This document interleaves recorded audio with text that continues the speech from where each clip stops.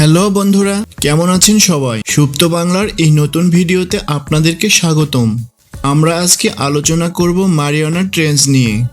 চীন কেন মারিয়ানা ট্রেঞ্চের পিছনে মরিয়া হয়ে লেগেছে?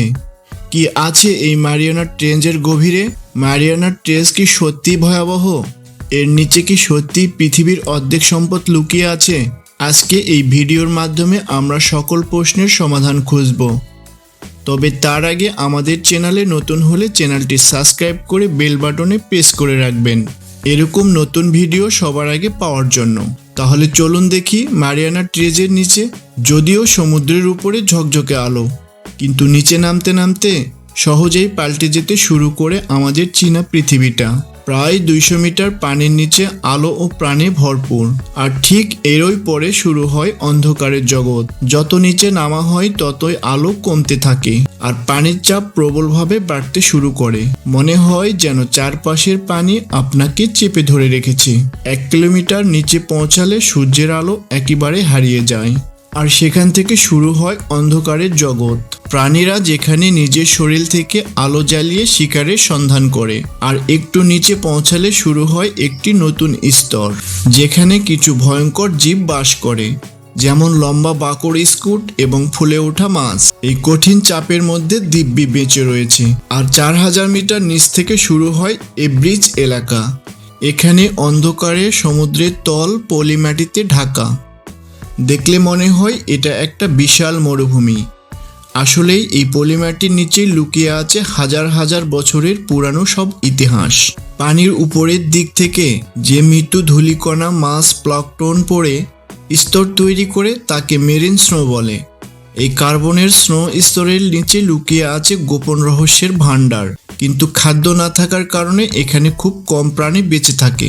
তবে মাঝে মাঝে এখানে কোনো তিমি মাছ মারা গিয়ে তলে পড়ে এবং তার চারপাশে গড়ে ওঠে এক নতুন জগৎ। এটা বছরের পর বছর টিকে থাকে।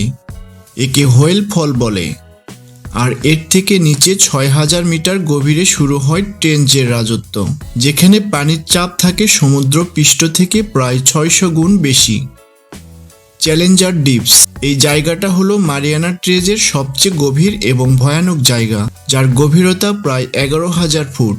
যেখানে পাওয়া গেছে কিছু এককোষী প্রাণী, সাদা চিংড়ির মতো জীব। অবাক করার মতো বিষয় হলো এখানে মানুষ 2 বার পৌঁছাতে পেরেছে। প্রথমবার হলো 1960 সালে জাগ্রত এবং ডন ওয়াল্ট নামের 2 জন সাহসী মানুষ।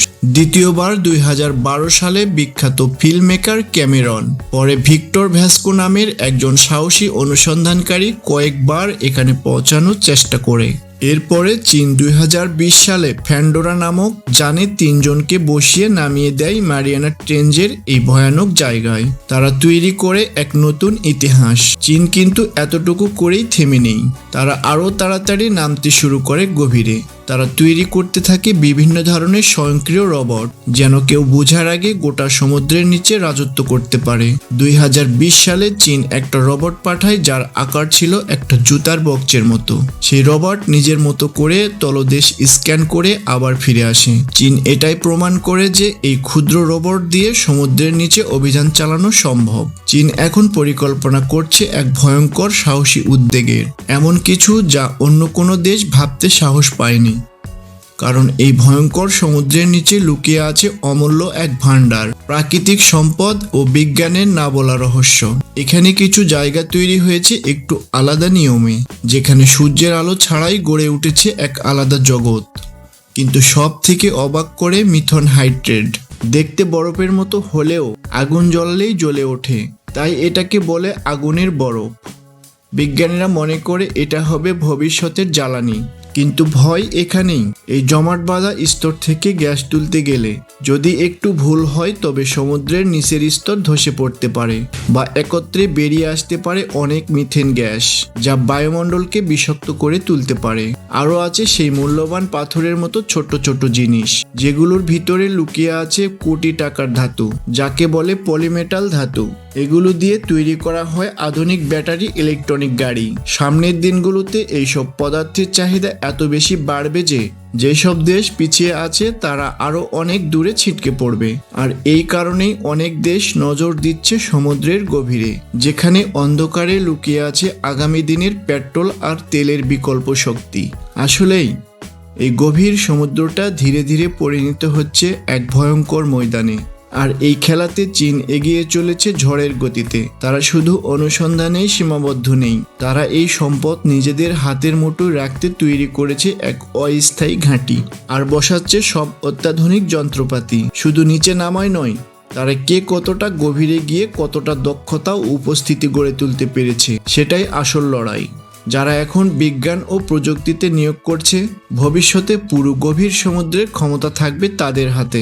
আর এখান থেকে অনেক দেশ পিছিয়ে পড়েছে, তাদের প্রজেক্ট ও আগ্রহ কমে আসছে। আর চীন সেই সুযোগ গ্রহণ করে অনেক দূর এগিয়ে গেছে। আসলেই বলা যায় চীন সমুদ্রের সিংহাসনে বসার লড়াইয়ে সবার শীর্ষে। ধন্যবাদ, আবার দেখা হবে নতুন কোনো ভিডিওতে।